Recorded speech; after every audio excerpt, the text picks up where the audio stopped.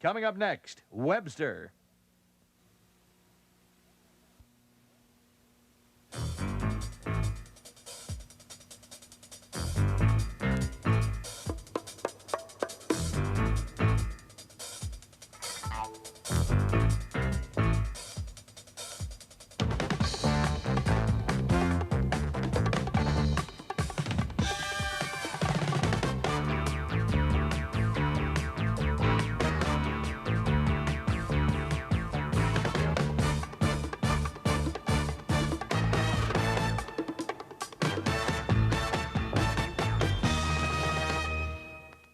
Good morning. There's trouble in the paradise of Jehovah's Witnesses.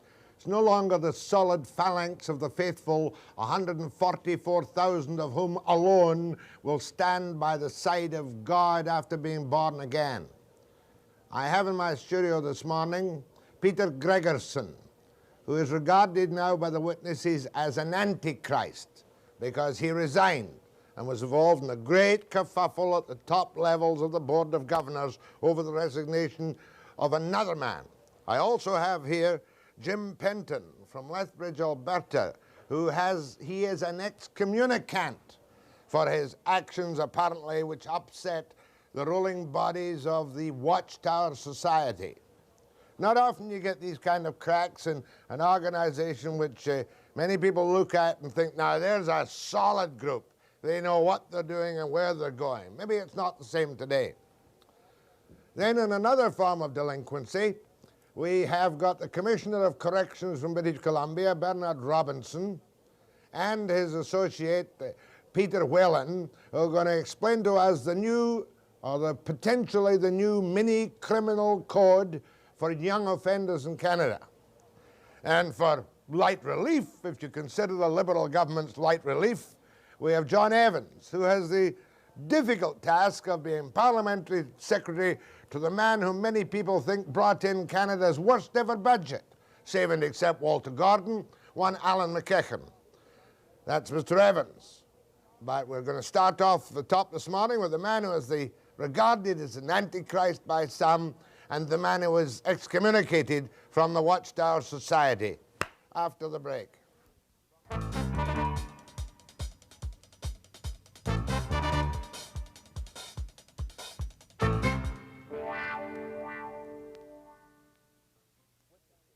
I've always had a sneaking regard for the Jehovah's Witnesses, not merely because of their incredible dedication in standing on wet, miserable street corners with the little Watchtower pamphlet, not merely because of their incredible organization when they hold massive conventions, but because they fought the padlock law in Duplessis, Quebec, and they fought the Nazis, and many of them were put in gas chambers.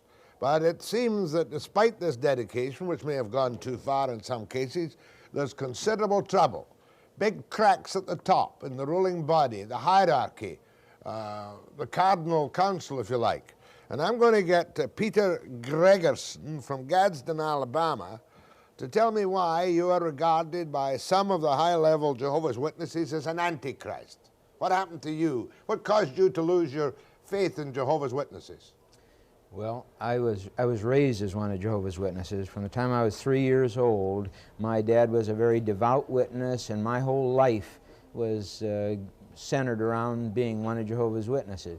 And I shared in a number of the activities of the higher Jehovah's Witnesses.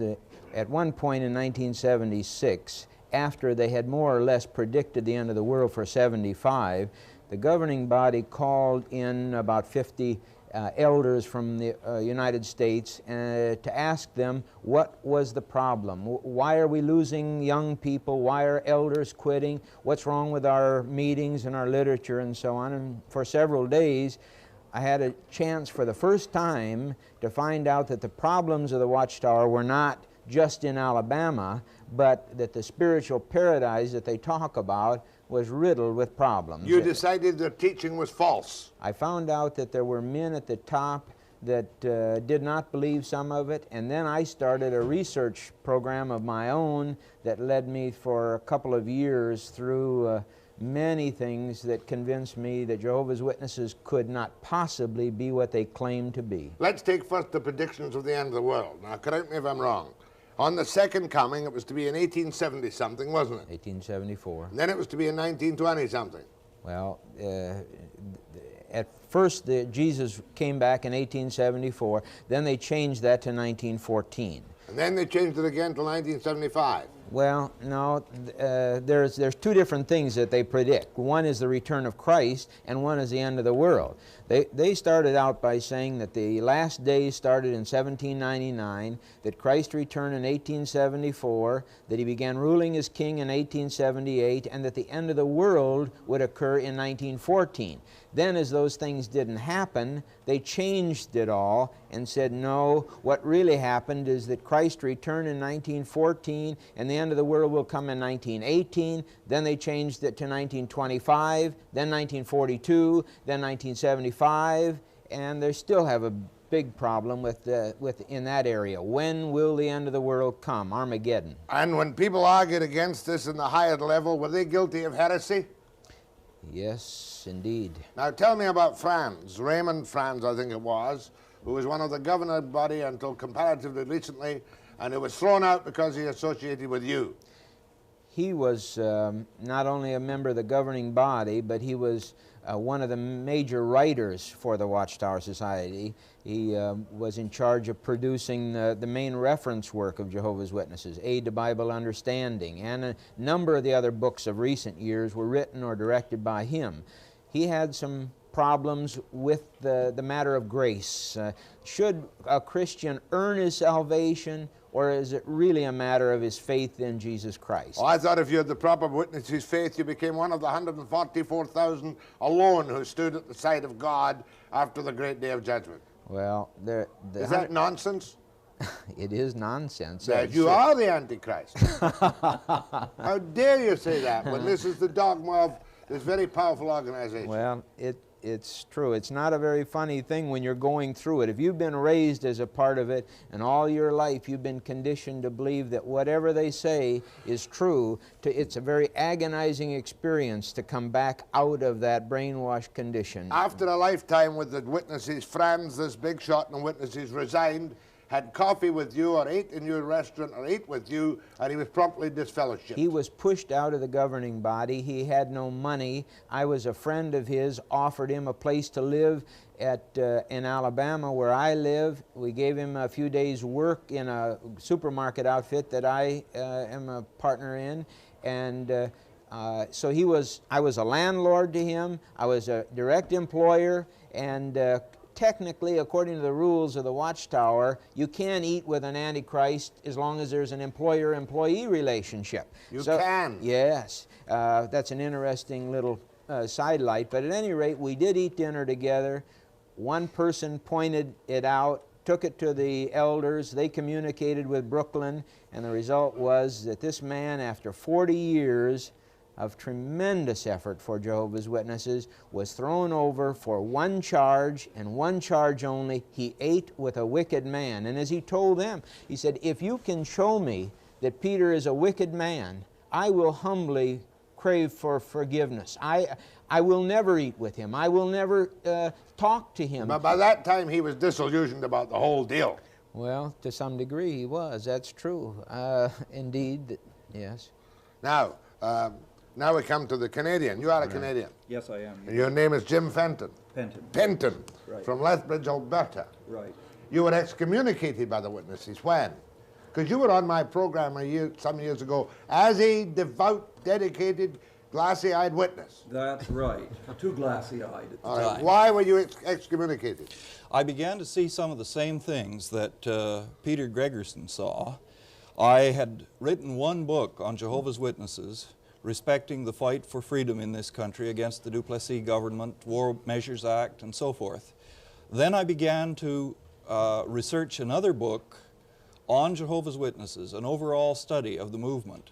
And wherever I went, I saw fantastic oppression of a sort that was mind-boggling to me, particularly directed against intellectuals, professional persons, against anyone who claimed to have a heavenly hope You see, the Watchtower Society said that the 144,000 were chosen by 1935, and only replacements for persons who had become wicked would be chosen by the Holy Spirit to go to heaven after that. Oh, there was only a few places left. Only a few places left, and I started proclaiming that I had a heavenly hope, and that got the dander up of some people. And then I saw that people who were mentally ill were being disfellowshipped because the Watchtower Society or the elders said that they were demonized. I saw people being removed as elders because they came back from holidays wearing beards.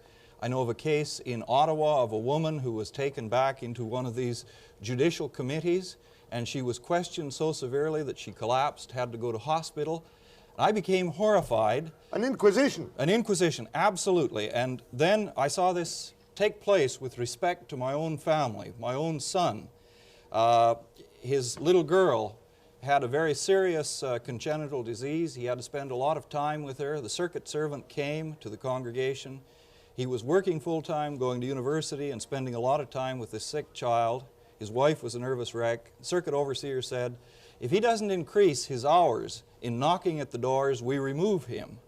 And the elders in the congregation simply went along with this like a bunch of clowns. Was he disfellowshipped? He resigned. He and our daughter-in-law resigned. You mean regardless of what his problems were, he had to stand at the corner and knock on the doors, or he was not a proper servant of Jehovah? That's right. And mental cases were questioned on potential heretical beliefs? Absolutely. And I can document that.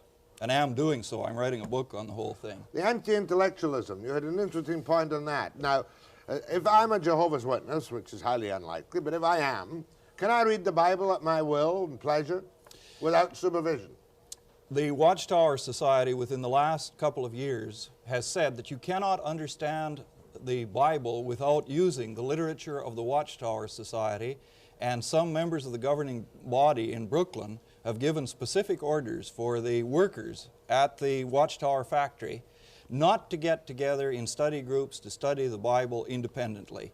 Give me that quote on anti-intellectualism, and what does it come from? It comes from the September 8th, 1968 Awake, and it says, "Those who belong to the professional classes may be said to be fair samples of the fruitage of higher education. They form a sort of aristocracy of learning. Often they are proud, untouched by the needs of less fortunate people, opinionated, competitive, independent, and inconsiderate of others. They have deeply imbibed the godless theory of evolution. In their view, educated men, college and university trained, are the sole hope for progress. Who, for example, have substituted for the fine moral teaching of the Bible their human philosophies? Is it not the professional clergyman? And who are the ones today that are insistent upon having their own way and openly flouting the authority of God's word in the matter what you're of the telling me sacredness is of blood?" the Watchtower line is, if you're opinionated, educated, and competitive, and even thought about evolution, you are not a fit member of the Watchtower Society. If you think for yourself, you're not regarded as a proper Jehovah's Witness. At what stage were you excommunicated? I was excommunicated in the spring of 1981, but I had left about a year before that. Did that personally damage you being excommunicated, or were you free of the chains by that time? Well, psychologically it didn't damage me. Because you are a university professor. That's right. But a great many... How could you have got into it in the first place? Like Peter Gregerson, I was raised in it, and one of the things that kept me with the organization for a long time, I suppose, is the pressure of outer society and the persecution that Jehovah's Witnesses experienced. Because they had done some brave, brave things, had they not? They have indeed. Do you say now that they have a twisted outlook on God and the Bible? Absolutely. There is no question. If there was even one chance in 1,000 that they could be right basically, I would have never brought it up to my children. What's going to happen to the Watchtower Society? This is the first time within my long experience I've ever had anybody even criticize them from within, or recently within the organization. Peter Gregerson from Gadsden, Alabama. Jim Penton from Lethbridge, Alberta, after the break.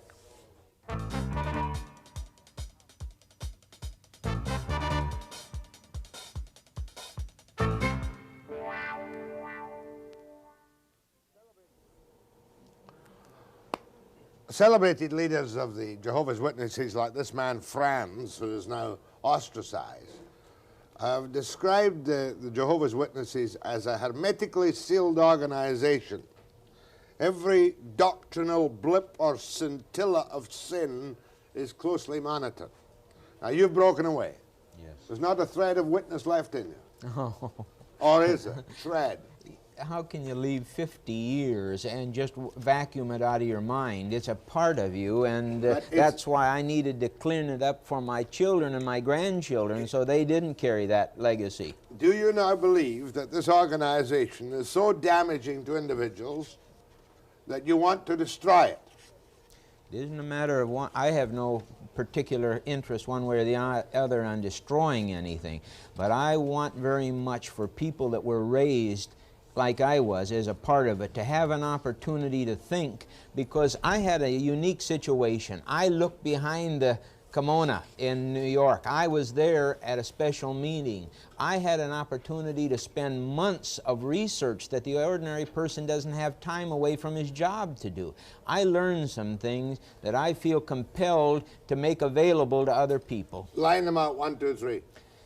The most important thing with me in the beginning was if the watchtower is what it claims to be, a term called a faithful and discreet slave, if it does have a divine appointment by God, then no matter that it abuses its authority from time to time, if God Himself has assigned that organization to be the feeder of spiritual food, then I'd have to go along with it. You're telling me you've got to be a faithful and discreet slave? Now, the Watchtower claims about itself that it is the faithful and discreet slave, that it is the only organization on earth, all other religions being of the devil, that in 1918 Christ Jesus came and deliberately examined the Watchtower in great detail, and in early 1919 came to the conclusion that no other organization had any standing before God and Jesus Christ, and that they alone were to dispense correct and accurate spiritual truth. Do you regard this as outright bigotry? I went back to check it. I went back and took the 1918 and 1919 time frame and said, if Jesus Christ came to this conclusion as a result of examining the spiritual food that was dispensed in that time period, I needed to find out about it myself. So I examined that evidence. What you found disillusioned you? Beyond belief. There is no way to describe the shock that I got as I started to go into the specifics of the things that were taught by Jehovah's Witnesses in 1918 and 1919. It's the most incredible experience I've ever had. In brainwashing?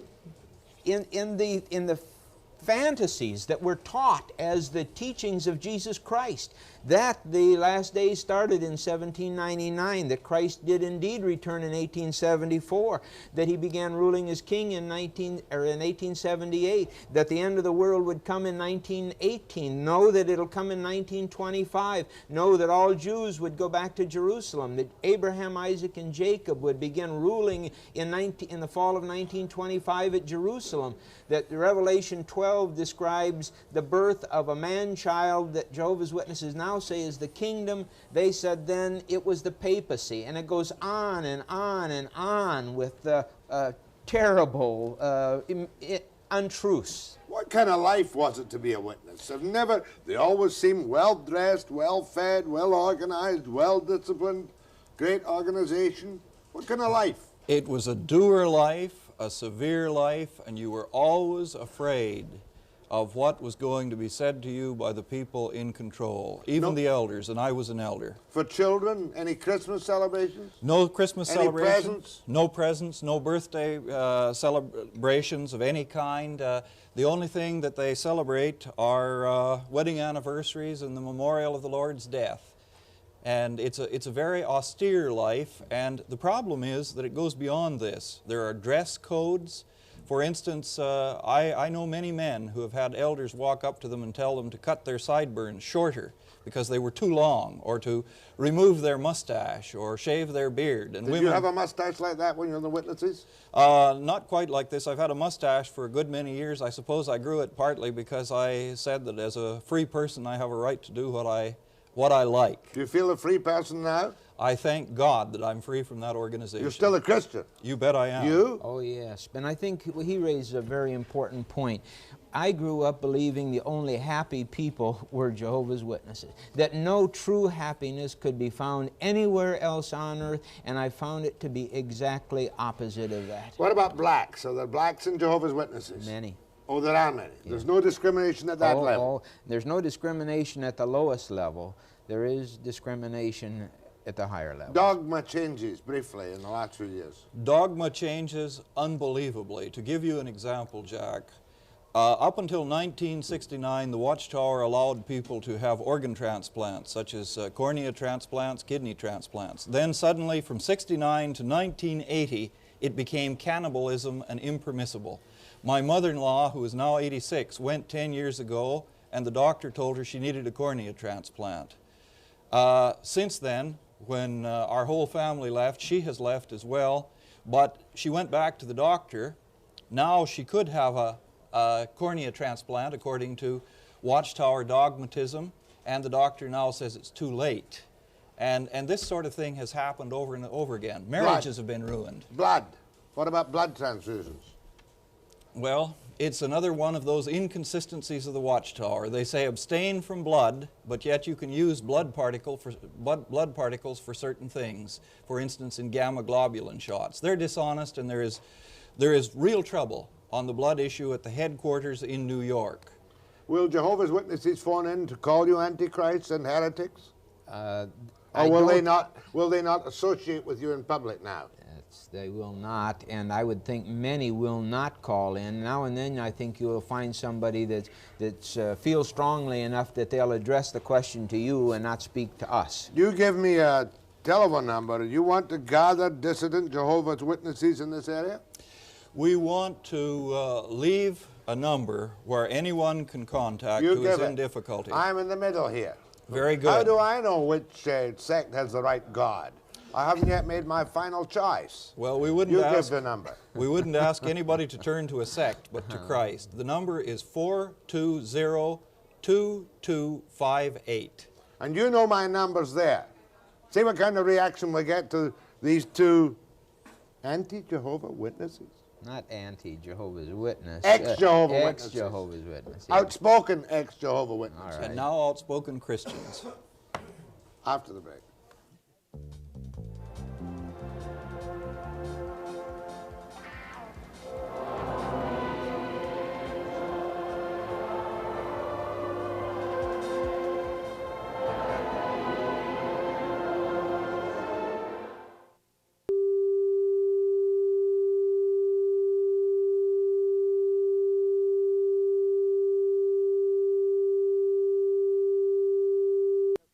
Two ex-Jehovah Witnesses, Peter Gregerson from Gadsden, Alabama, and Mr.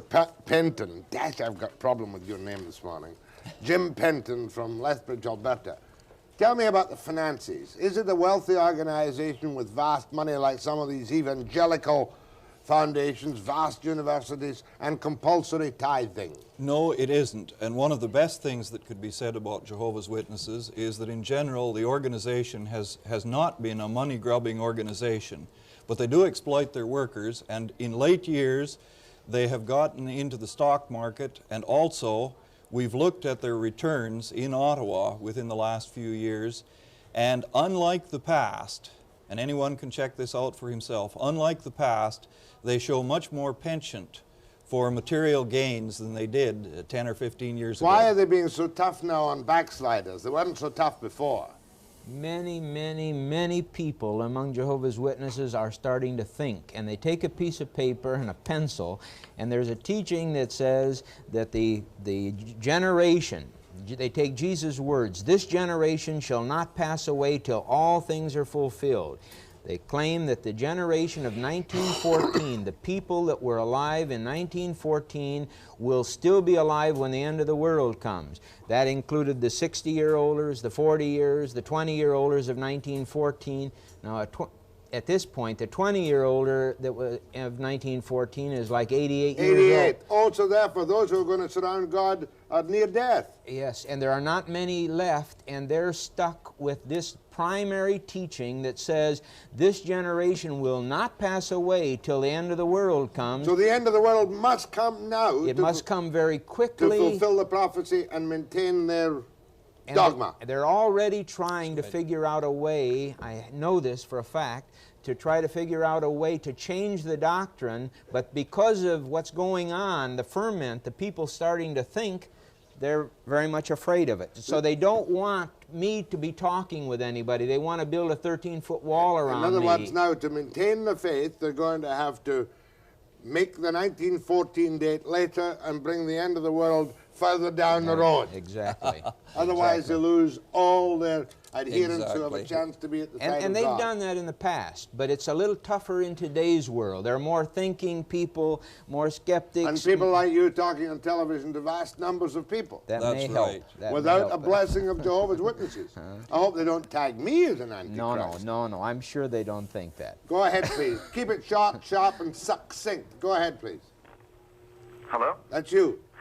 Yes, I'm an atheist, actually. I was visited by a number of Jehovah's Witnesses, and I've allowed them through my door to have discussions because I wanted to understand what it was. What's your point? My point is that I have had discussions about their religion. They have mentioned the 1914 date, and I've asked them, look, if in the event that this does not come to pass, what is your excuse going to be then? And they said, but it will.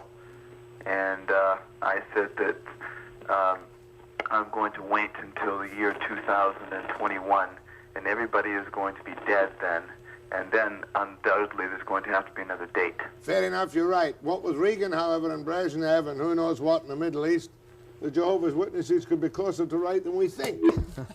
Go ahead, please. Yes, my parents are Jehovah's Witnesses, and for several years now they've encouraged me to Bible studies and whatnot. And mind you, though, I have had several of them, but I myself do feel that if I was ever to become religious, that I would be a Jehovah's Witness. But at the same time, what I can't understand, pardon me, that you're saying is that you found fault with the Jehovah's Witnesses. Is that true? Very definitely. Why did they ever?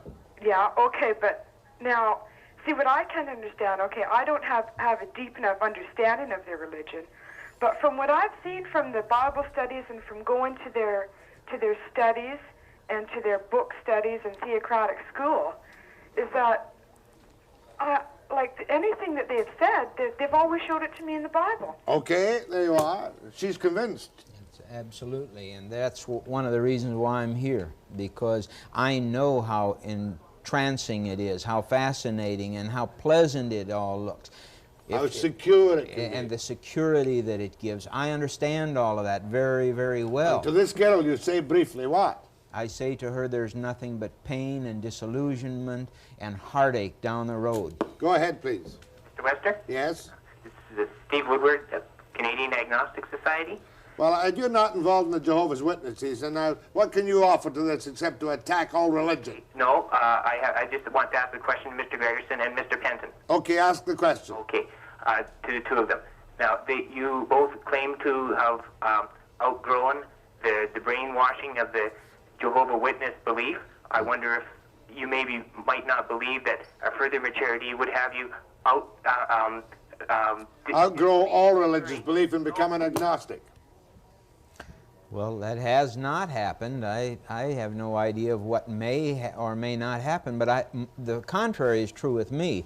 I find greater satisfaction and love for the Holy Scriptures. My own personal relationship with Christ in God is better than it ever was during the 50 years that I was a Jehovah's Witness. Ditto. All I can do is echo that.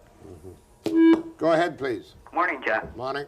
Yeah, you mean to say that if the witnesses come to your door and if you're another religion that they believe that it's the work of the devil? All other religions are called Babylon the Great. Every other religion on the face of the earth has its origin in Satan the devil. Well, they better not come. Not just the Roman Catholic Church. No, seriously. Not just the Roman Catholic Church. All other religions. All Babylon. Babylon the Great. Yeah, well, I'm Catholic. Okay, bye. Go ahead, please. Hello. Yep. Yeah, there's two things that really bother me about the Jehovah's Witnesses. I find them highly critical of all government policies, and yet they take no part in the vote of the country. And the other thing that bothers me is that I have people, family, in the prairies that live by the Bible. And yet I'm told by Jehovah's Witnesses that these people, although they live according to the Bible, have no place in heaven. Okay, hold on, ma'am. Two very good points. Let's take the first one first, Well, though. let him take the first one. You take the first one. I think he can do better. What was the first point? The first point, I think, was on the witnesses' separation of church and state and their belief that there should be no Yes. involvement in politics. Yes, that's a common stand taken by a lot of religions, but while I don't think that there's anything wrong with that particular position, what I do think is wrong is the way that Jehovah's Witnesses have condemned everybody and been so completely legalistic about the whole matter and so thoroughly unloving. So I would agree with the lady in her response to their unloving behavior over the whole matter. In other words, they will use the laws to fight duplessis, but will take no part in changing the law. Essentially, that's right. And as far as this matter of what happens to all the other people, now we've talked about all other religion. Now the fact of the matter is, Jehovah's Witnesses teach that every man, woman, and child will be killed at Armageddon who is not one of Jehovah's Witnesses and be dead. Now, and a short time ago, the president of the Watchtower, in a talk to a French assembly in New York, in answering a question on this, said as to why little babies and children that have never had a chance to buy a Watchtower magazine should be killed forever, said, well, little rats become big rats. It's an arrogant religion. One more short segment with the ex-Jehovah's Witnesses after the break.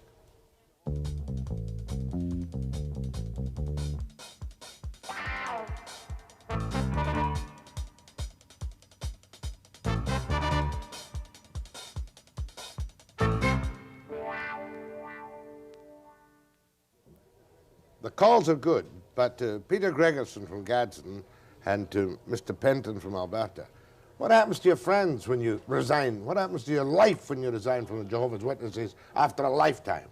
Well, that was one of the things that caused me so much anguish. First of all, I had to decide what would happen to my children and my grandchildren and those yet unborn, and that was a serious matter. And on a practical level, I had to ask myself, since for 50 years, all my life, I'd been a witness, every friend in the world that I had, and every real friend, was a Jehovah's Witness. And to say goodbye to those people that I loved so much and to know that they were going to turn away from me was not an easy thing to face up to. What interference do they have in marriages? Oh, it's quite terrible. Up until 1972, the only ground for divorce was adultery. And if a woman was married to a man who was a homosexual or committing bestiality, she still had to render the marriage dues to him. Then in 1972, that was broadened to include such acts as a basis for divorce. Then they went on in 1974 and began to stipulate what married couples could do in their own bedrooms, and the elders had to get up before the congregations and talk about the horrors of masturbation and oral and anal sex. And if a woman didn't like her husband's approach to her, she could not only divorce him, but he would be excommunicated. And then in 1979, they turned around and said, well, the Bible doesn't say anything about this in the Bible, or these matters. And as a consequence of that, here were people who had been excommunicated, had had their marriages broken up by what they later admitted themselves was false doctrine, but never a word of apology to anyone. Did a witness being divorced go through the civil courts? Yes, that's right. That's one thing they accept. Yeah. Quite incredible. Go ahead, please. Go ahead, please. Hello, I'm not a Jehovah's Witness. I'm not particularly offended when they come to my door. They seem to be quite genteel. But that doesn't take away from the fact their doctrines might be wrong. But it says that there are many ways to heaven. Were it not so, I would have told you. And I'm sure that in every religion, there are the negative and the positive parts. In other words, you don't think they're nearly as bad as Mr. Gregerson and Mr. Penton say, is that correct? I don't think that he's God, and I don't think he should be judging. I personally feel that there are many Christians in the Jehovah Witness. The Lord will look into their heart. I'm sure that there are people who have never seen the inside of a church that, in the sight of the Lord, are true Christians. I think it's a philosophy of your own life, and I think that him sitting there no more makes him a Christian by judging other people. We're told in the Bible, if you judge other people, you will likewise be judged. My Bible also tells me... Okay, don't quote the Bible to me. Your message is clear. Peter. Beg your pardon? Don't quote any more. Go ahead, Peter. I think she makes some good points. And if she understood me to be saying that I am here with a view to judging as though I could do what God alone can do, that's not my purpose at all. I understand the heartache and the trauma, the problem of disengaging from a religion that has become so harsh and so arrogant in its use of power that to become enmeshed with it can cause tremendous problems for your children and your grandchildren and your marriage partner. I know. Go ahead, please. Hi there. Just wanted to say the law came through Moses, but grace and truth through Jesus Christ. Jim Penton, I talked to you about last year sometime. My name is Jerry Wise, and I just wanted to say to you, may God be with you. Thank you. You're welcome. Go ahead, please. Yes. I'm really glad that you guys are really up on that program, and I'm really pleased that you are talking about this because it is such an important issue. I have two questions, and I will hang up. One is that how does the Watchtower Society explain the gifts of the Holy Spirit and also by salvation by faith and not works? And the other question is, did anyone ever tell you or read to you about the book 30 Years of Watchtower Slave? Thank you. Thank you. Now, who wrote the book 30 Years of Watchtower Slave? A fellow by the name of Schnell, who was a former Watchtower circuit overseer in both Germany and the United States. Yes, I've read it many years ago.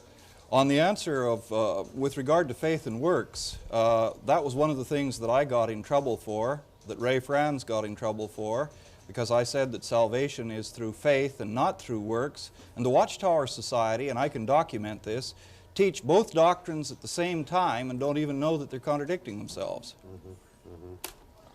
Go ahead, please. Yes, good morning, gentlemen. Speaking to the gentlemen both, I'd just like to say I have watched one particular mother in question actually literally let her son die because of refusal of blood transfusion. I feel this was a great injustice when there's so many parents in the hospital fighting for the lives of their children, including myself. But also I would like to ask for your phone number that you repeated. Okay, we'll give the phone number at the end of the program. Well, gentlemen, you'll continue on your evangelical campaign to attack the dogma and the dangers of the witnesses. Is that correct? And not the people, not the ordinary witness at all. You regard it as an evil organization because they regard you as an antichrist. Not for that reason, because it does produce evil, in truth.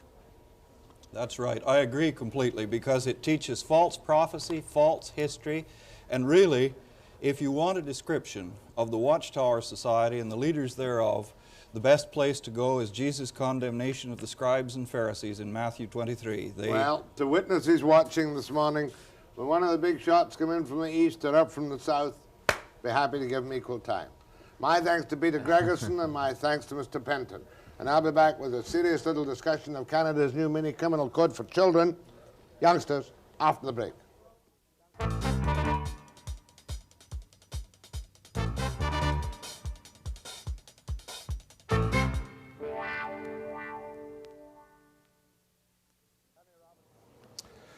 Benny Robinson is the Director of Corrections for British Columbia, and Peter Whalen is a program analyst in the Attorney General's Department, right? Yes, I report to Bernard, yes.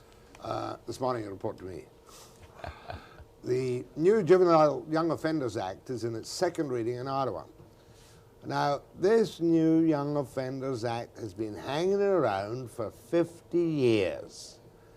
and I don't know if it'll ever pass through the House of Commons, but there have been many defects in it for many years, and I want to ask Mr. Robinson and Mr. Whelan to tell me, just give me a summary of the new Young Offenders Act and what good, if any, it's liable to do. Well, Jack, we're seeing it at this point as both a good news and a bad news bill, and right now it looks like the bad news is overwhelming the good news. What it does, in effect, is to take juvenile justice and take it out of a child welfare model and put it into a justice model. That is to say that instead of treating kids simply as if they're troubled and in need of care and help, it really says there are rights and responsibilities that kids have to attend to. The way in which that direction is getting translated into law now, though, makes it terribly complicated, terribly legalistic, and terribly costly. To put it simply, therefore, it is a form of a mini criminal code for young offenders on federal offences only. Is that right? Yes, that's correct, yeah. What offences, therefore, will not be covered by this, but will still be covered by provincial statutes? Well, the more typical ones, Jack, would be Motor Vehicle Act offences, any kind of a moving driving infraction, Liquor Act, possession of liquor, alcohol. Those are the most typical. There are a range of lesser statutes. Bylaw infractions, municipal statutes, and all that kind of thing. Yes. Now, in what way is this a good bill for youngsters? Well, we think it's a good bill in terms of its direction, Jack. We think that when you intervene into the life of a kid, you should be clear about why you're doing it. If you're doing it for the protection of the public, the kid should know that, and the public should know that. Under the old bill, there was confusion about that. It looked like when you intervened because of a public concern, that you really were trying to pretend that it was for the kid's own sake. It was as if we're saying to him, we're sending you to Willingdon, kid, and we're doing it because we're trying to be good to you, and of course that's nonsense. The new bill makes that clear, that when you intervene into the life of a kid, you're doing it for the sake of the community. Well, the common outside look at juvenile justice at the moment is that up till 17 they can do whatever the hell they like, get away with it, and that they don't face the facts of life until they're past 17. Would you agree with that at the moment? That certainly is the popular view, Jack, and that's been made a greater problem by the fact that 16-year-old drivers, for example, don't come under provincial legislation. So that's one of the advantages, perhaps, of the direction of the new bill, that the 16-year-old driver, and if the age moves up, the 17-year-old driver, can be dealt with under provincial legislation. So the point system and the fine system could apply to him. Oh, right at the moment they can't be? No, not to the 16-year-old. And is it this act which gives them more responsibility under even driving offences? No, the driving offences are left to the province. It's the criminal code offences, but we won't have to deal with provincial offences under a federal statute.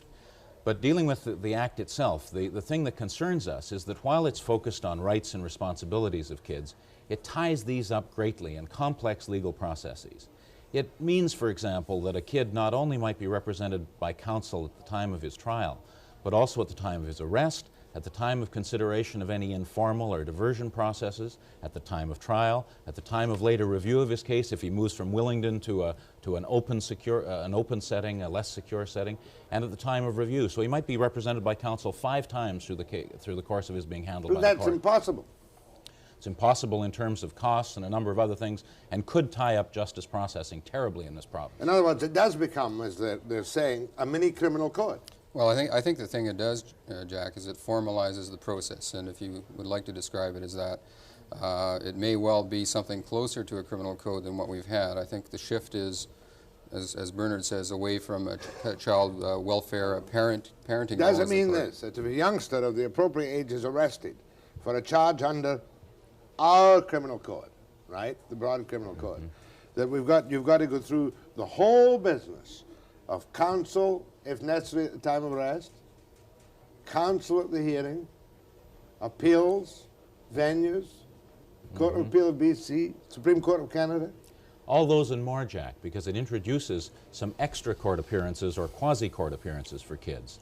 Introduces them at the time when any diversion might be considered, introduces them when movement from one level of custody to another is considered, and introduces them at the point of release if he's to go out back into the community. One is a civil libertarian, if one is a pure civil libertarian, cannot argue against equal justice for anybody in this society regardless of their age.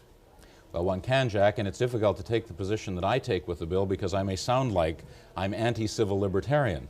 In fact, I'm not. The provisions of the new code, the new Young Offenders Act, go well beyond the provisions of the Charter of Rights, for example. in giving kids access to lawyers, at not allowing statements to be taken that may have been taken under coercion. An example, Jack, if a kid is hauled into the police station for a drinking and driving offense, and his parents are called in, and his parents ream him out, and Johnny says, yes, I did it, and I'm sorry, and the police attend to that, it's likely that that statement won't be admitted into court, because it may well be seen to be taken under the duress of his parents. Legal aid, here we come in $1 million paid. Exactly, Jack, and one of our concerns is the costs of the new bill. In this province, we think it will increase by 30%, somewhere in the neighborhood of $20 million to administer juvenile justice. Is there no way around this predicament? Well, the Attorney General on Friday sent forward an urgent telex to Mr. Kaplan asking him to reconsider some of the provisions of the bill, reconsider things that we've put before him many times before but haven't yet been reflected in the bill. And it's our hope that they might be considered, some of these things amended, to reduce costs, to make it more simple for everyone involved. One point. What is the legal age for juvenile delinquents at the moment in British Columbia? Up to 16. 17 and above are handled in the adult courts. 17th birthday and beyond, you're in the adult court. What does this act recommend? As of 10 days ago, it now recommends 18 and above in the adult courts, 17 and below in the juvenile courts. So therefore, if this goes through at 18 across the country, or British Columbia, that means we get a whole new flood of 17 to 18-year-old birthdays into the juvenile system. Is that right? Yes, it is. Jack, right now we process about 10,000 kids for criminal code offenses up to 16. The 17-year-olds will add another 5,000 to that number. Are you telling me that under this now, that children when arrested now on offences under the age of their 17th birthday must be cautioned by the police before statements are taken, right? Yes. Their parents must be informed. Yes. They're entitled to bail. Yes. Bail hearings. Yes. It goes on forever then. It goes on forever, yes. I don't know. And it's the increased complexity we're concerned about, Jack, because we don't want the juvenile justice system to come to a halt. And you say there are more facilities in this than there are in the Charter of Rights? Yes, much more.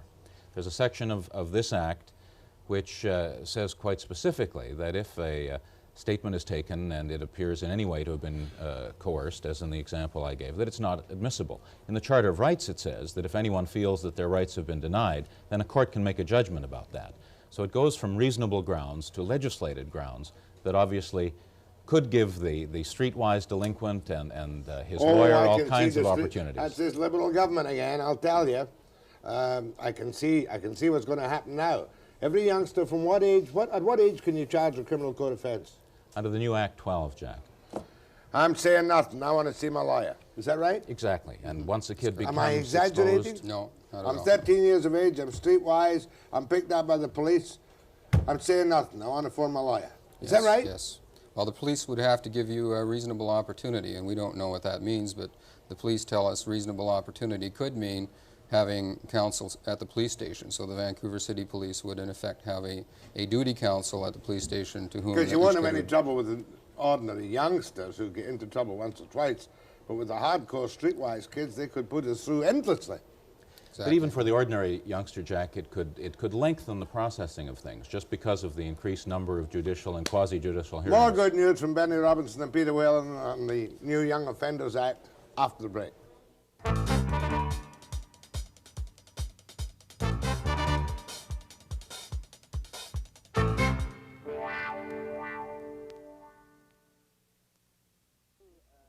The new Young Offenders Act looks like a thing we're going to call the LEP, the Lawyers Employment Program. But seriously, let me get this quite clear. This takes all criminal offences done by children, at the moment up to the age of 18? 17. The provision for 18, Jack, is to coincide with the 3 years from the proclamation date of the Charter of Rights. So there will be a phase-in period. But they're planning at the moment to bring young offenders up to their 18th birthday under this program. Yes, Is that that's correct? right, yes. There's one good thing I see in it. Should have been done long ago. All youth court hearings would normally be open to the public and the press. That's good, isn't it? I agree that that's a good thing, Jack. The qualifier in the bill is that a judge can determine if he feels that it's not in the best interests of the justice process that the press be barred, but that's a much better provision than having them all closed. Well, I think that's stupid, quite honestly. I think the only bar that should be placed on the press and keeping their eyes on judges, because if we're not there, nobody keeps an eye on the judges, is that there should be no identification whatsoever of the offender prior to a certain age, unless it's a capital charge and comes to adult court. Yes, and that provision is in the bill, Jack. Obviously, the press needs to keep an eye on all of us in the justice system, but in many respects, this bill goes so far on the civil rights side that one would think that we had been running a justice system for years that had a malicious intent, and I don't think that's the case. I think one can generally trust the judges in spite of your feeling that they need to be watched. Oh no, I'm prepared to trust judges, but if there is not an outside independent member of the public there, civil servants don't tend to tell the public what a good reporter might tell the public about any particular set of proceedings. Clearly, it's appropriate to have a window on all those kind of proceedings. Now, what about photographing and fingerprinting of these young offenders under this Act? What would happen under the new Act? Well, there are records destruction provisions there, Jack, that after 2 or 5 years, depending on the offense, that all records kept by any agency dealing with the youth, and those agencies extended in the treatment and care of the youth, would be required to destroy their records. Now, the difficulty with that, you can imagine administratively, is it really conjures up a nightmare for us. The other problem, again, it seems to go beyond the adult system where one can apply to have their records destroyed after a period of time. But this becomes an automatic procedure. So we have to keep track of all of the records and to be able to know when a crime-free period has expired. There is one good thing, though, about this mini criminal code, perhaps. Up to now, we've had a very informal setting for all offences, to wit, having committed 2 rapes and 1 murder, being a delinquent, right? What will happen to that kind of offence now, because we've got Olson's waiting to happen, every society has. How will that kind of offence, say 2 rapes and a murder, how will that be dealt with any differently than under the present informal system? Well, Jack, specifically, the Act provides for a child to be raised to adult court, for example. If it's a heinous enough event that it should be handled in the adult court, he can. That provision exists now, as you know. Yeah, now it does, I realize that. But if he's handled totally under the juvenile system, and there are a number of offenses, as you describe, he can be sentenced to up to 2 years on each of 2 sentences consecutively. So he could be sentenced to a total of 4 years. As a delinquent? As for the offense itself. He doesn't go through the process of being declared delinquent under this Act. The Act is offense specific, so he will be convicted of the offense. If he's convicted of an offense that is a capital crime for which an adult would be sentenced to life, he can be sentenced for up to 3 years. So there are those specific sentencing provisions within the Act. Well, now, are there sentencing specific provisions in the present Act? Well, not really. I think the limits in terms of the present Act are that a person can be sentenced up to the age of 21. So there are no specific penalties. Well, that's one good thing about it. The youngster who had committed such a crime would be specifically charged and, after all the legal procedure, properly convicted and sentenced to a maximum of 2 and 2. 2 and 2, yes, or 3 for a single offense, 2 and 2 for 2 offenses. And we think that's a good feature of the bill too, Jack, because one of the problems of the old Act was this indeterminate sentencing provisions. It said that anyone who was guilty of a capital crime or indeed of truancy could be convicted and defined as a delinquent and given an indeterminate period of incarceration up to the age of 21. So at least they'll wipe out this nonsense of a conviction as a delinquent for truancy and or immorality, will it? Yes. Exactly, and that's the principle that we think the bill is well founded on.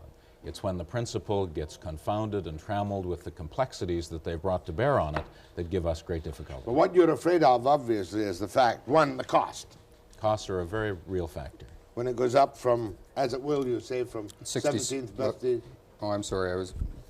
The total costs presently are $66 million.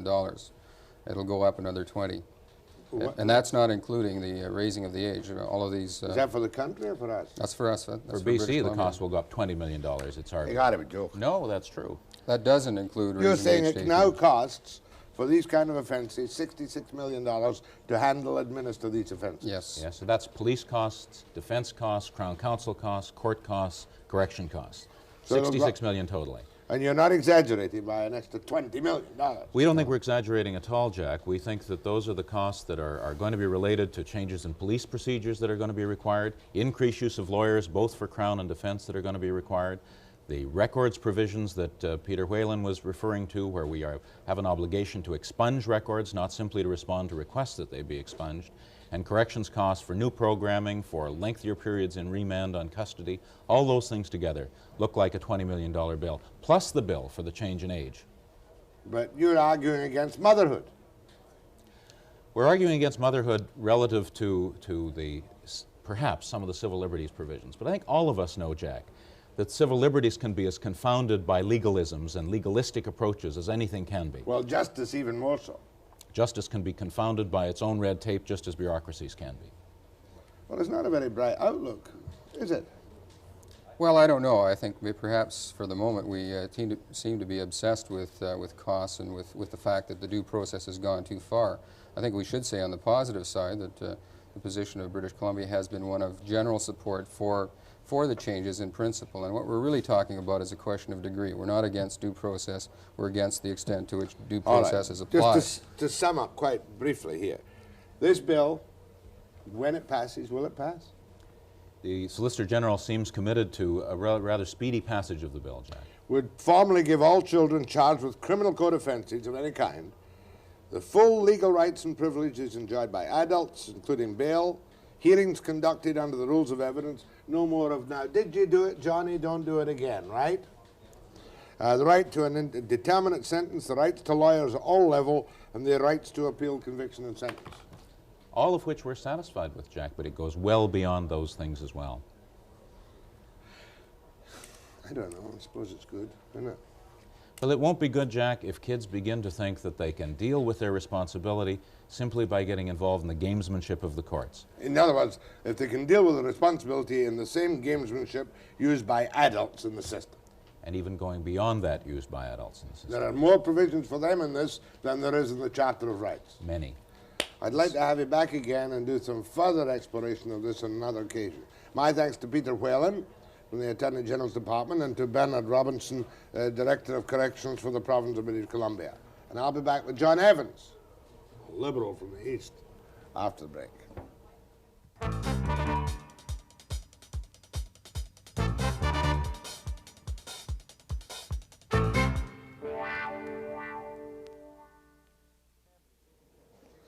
John Evans used to teach economics, finance to be specific, at the University of British Columbia.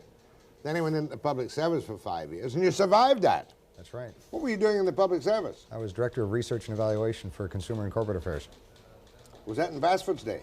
No, that was, I went through 4 ministers, as a matter of fact. I shouldn't put it that way, but that's exactly what happened. We had, and then you had the misfortune to run for Parliament. Which city at what time? I ran in Ottawa Centre in 1979. And had the greater misfortune to win? Well, I didn't consider it a misfortune. I still don't. And you are, of course, a Liberal. Oh, yes. And what is your present position? Answer the question, witness. I'm Parliamentary Secretary to Mr. McEachern. Oh, God help you. And are you the fellow we see sitting behind the Prime Minister in the House of Commons with an alert smile on your face? Sometimes alert, but usually a smile, yes. How can you come out here as an ex-Vancouver guy and dare to announce you're a Liberal on the West Coast? Well, I think that liberalism is based on the principles. It's not on, you know, on difficult decisions that we have to make as a government right now. Not on your performance. Well, it's based on our performance, too, and I think our performance is going to be a lot better than people expect. And I mean, over the any next couple decent of years. philosophical Liberal should stand by you come hell or high water. No, that's not the way we've operated in the past, and I don't think it should be the way we operate now. I mean, if changes are required, then Liberals should let us know that changes are required, and we'll listen. Well, not wishing to show any respect to your principal, your minister, can you disabuse me of the belief that I hold very strongly, that one, he'd never seen the budget before and didn't know what he was reading when he read it? No, that's not true at all. I went through the whole process with him, and it started really in October 1980. You read the budget. You knew what was in the budget. Well, I was with him in the briefings, and then the last days before the budget was presented. And didn't you realize that you were at that time wiping out up to $1 billion worth of construction by your killing of the MURBs, on which you had to backtrack within 6 days? Now, the soft cost problem was definitely one that was an oversight, and it's been admitted and was corrected the following Monday after the budget. But 6 days. MURBs were MIRBs were scheduled to disappear as of December 31st, 1981, unless they were extended, and we had decided not to extend them quite early on. Not realizing there was a housing shortage and a great incentive for people to be involved in building units for the housing shortage. Well, there's some problems with the MIRBs. The people at UBC and the Urban Land Economics Group have shown that, in fact, the people that bought MIRBs really don't get that much of a benefit. The benefit goes to the people that own the land that is used for building the residential units. That's right, the forward tax write-offs. That's right, but the tax write-offs are usually presumed to go to the person who buys a unit in a MIRB. But in fact, they've been able to show at UBC that the benefit doesn't go to the person who buys the MIRB, it goes to the person who sold the land to the developer. You're using liberal diversionary tactics. The fact was you had to back down after 6 days. Well, on the soft cost, certainly. That was an error, and we recognized it. And yeah, you had frozen all the building. That's right. And you'll probably, if the economy picks up at all under the Liberals, you'll probably reintroduce them next year. No, I would think not. I think we've seen enough now as to the exact effects that they have and where the benefits go. Why did you attack the working man in the budget? Well, it's not, I don't think we did attack the working man. We had to raise revenues. There was no doubt about that. And how do you raise revenues? We could have increased tax rates, and that would have hurt a lot of people who do not use the legitimate tax avoidance mechanisms. But you made a very sharp attack, absolutely infuriating decent people like the IWA by attacking and imputing tax on benefits set at arbitrary levels with the federal government's permission. Well, in the Income Tax Act, as it has existed for a very long time, there's a very clear statement that benefits that are paid by or given by an employer to an employee will be considered as income, whatever their form. And that's been there for many, many years. Administratively, you can't collect tax on all the benefits because the administrative costs would oftentimes exceed the revenue. Just as an aside, did you back down on airline passes for the employees of airlines and their many relatives? No, I don't consider we back down on that. Again, it's an administrative problem. How do you value a seat that is But have you made up your mind? If I work for Air Canada, yes. Okay, I'm working for Air Canada. I get so many trips a year. My husband's a wealthy accountant, we'll say, for instance, but he still gets the trips. That's true. Now, how do you tax that? Do you tax them both on the lowest possible fare, imputed income in their hands? No, because if you did that, those passes are usually on a space available basis. So only if there's an empty seat can they go, and they can be bumped anywhere along their flight. So if you have a confirmed seat and you're paying less than 50% of the standard fare, then it's a taxable benefit. Otherwise, it's not. Or in other words, if the airlines make sure the employee gets on the plane but shows it as an empty seat, they get it for free. That's one way of looking at it, but I would presume they would not do that. Does that include their mothers and fathers and grandmas and grandpas and children? Whatever it is involved in the particular if they go on a privileges. standby in a non-stop flight from here to London, but I'm sure they find empty seats as necessary, well, it's not taxable. It's not taxable as long as they don't have a confirmed seat. Next one. And Jack Monroe is still baffled about this. If I'm a logger in a camp outside of away from my home, I pay $2.50 a day for 3 magnificent meals, all the food I can eat, and it costs the company for that about $60.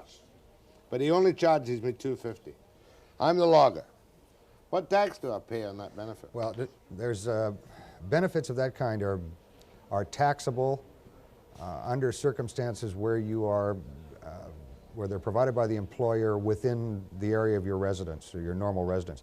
If you live in Vancouver and maintain a residence in Vancouver, but you have to go to Trail or someplace else on a temporary assignment, which can be for quite a lengthy period of time, and the employer then pays for your meal and your lodging. In fact, we've liberalized the benefits that can be paid non-tax with non-tax status under those conditions. Liberalized. In other words, if I'm getting room and board for $2.50 a day, and it's costing the employer $60 a day, there is no tax in my hands as an IWA man. Unless you're that's a permanent residence and a permanent location. I'm working in a camp. Okay, it's temporary. No, it's not taxable. Not taxable. No. Again, ask the question, witness, because Monroe will be nagging me about this in due course. No, that's my clear understanding, and I've gone over this a couple times. That In other words, as long as anywhere it's when I'm temporary, shipped out of town, outside of 50 miles from your residence, if you maintain your residence, your even if it original costs the residence, employer $100 a day and he That's only charges me a nickel, I'm not imputed the cost of that food. No, that's my understanding. That's correct. Okay, you're committed to that. I'm committed to it. More with John Evans. In fact, you can talk to him. Have we taken any phone calls this morning? Or just the Antichrist? Well, I'm not going to put that description on John Evans just because he's a liberal. After the break.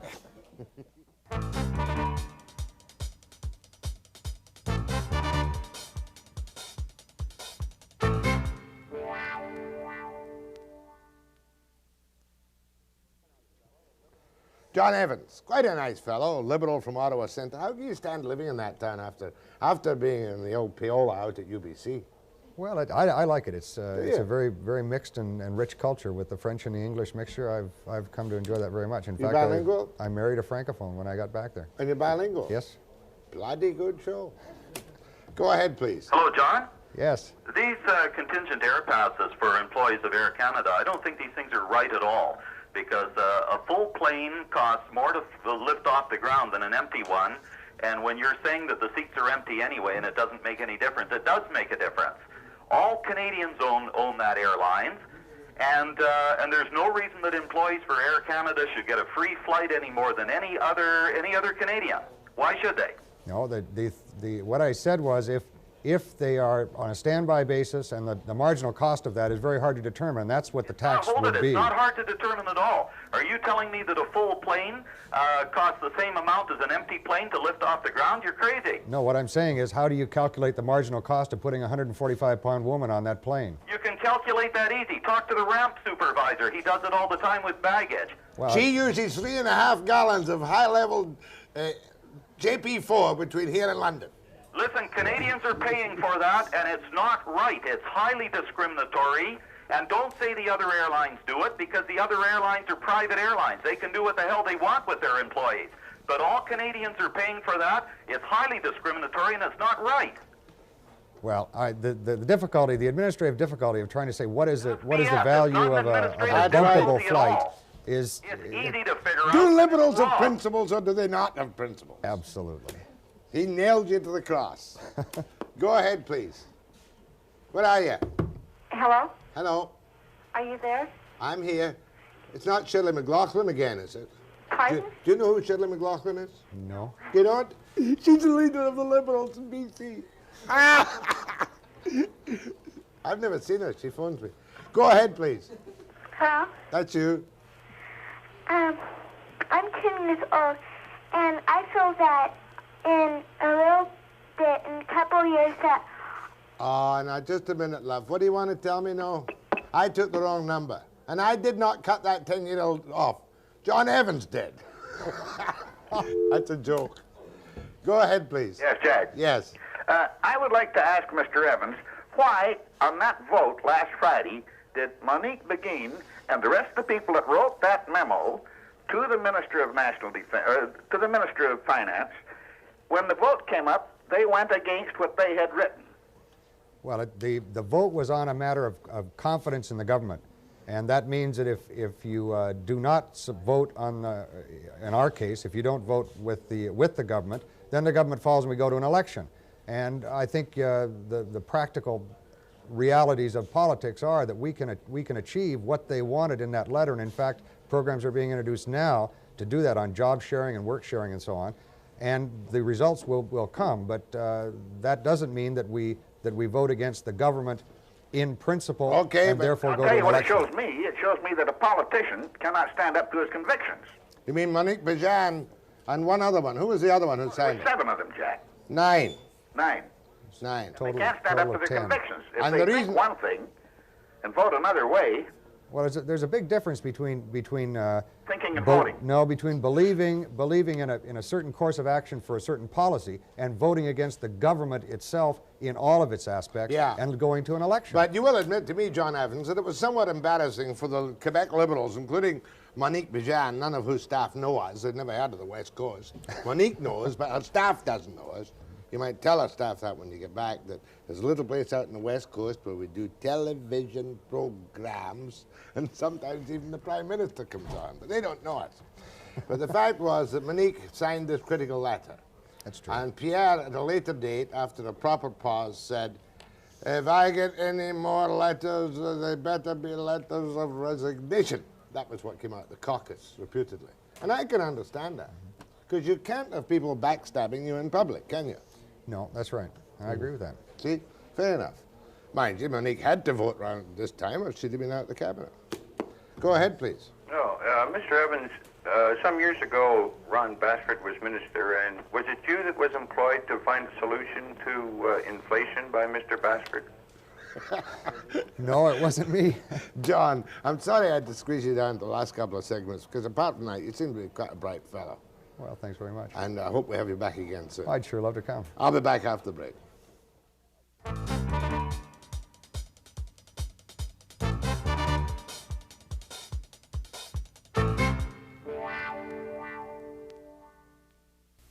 The credit.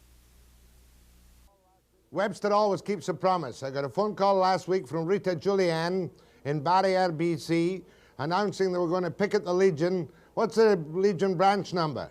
242. 242 this morning at 8 o'clock. Did you picket them? Yes, we did. The girls are out there right now picketing. How many girls are on the picket line? 4. What wages do they get from what range to what range? Okay, I've got waitresses are getting $4 and $4.50 an hour. Second mixologist is getting $6.50, and the first mixologist is getting $7. What union is involved? It is called the Bartenders Union Local 40. Is this a properly legal strike? Yes. Did you go through negotiations? Yes. Did they give you any reasonable offer? No, they gave us on a $4, they gave us 48 cents in the first year. What would you be getting if you were in Vancouver instead of a $4 rate? Okay, it would be $7.64 that girl would be making. All right, can the Legion in Barriere, that delightful little place between Kamloops and Clearwater, could they afford to pay you these wages? Yes, they can.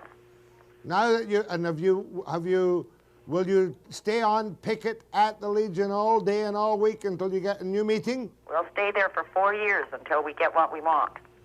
Well, now, are you just newly certified? Yes, we were certified on November 12th. What does the management say about their inability to pay? They just laugh at us right now, and also they've been harassing us. Okay, we'll leave that for later. You are now picketing the Canadian Legion in Barriere. Is another place where the old soldiers can have a drink? Yes, go to Herbie's. What's Herbie's, the pub? Yes, it's a hotel. Okay, Rita Julian, I'm not wishing you bad, I'm not wishing you good, but when they strike the Legion in Barriere, we've got to let people know. I'll be back tomorrow, 9 a.m. precisely.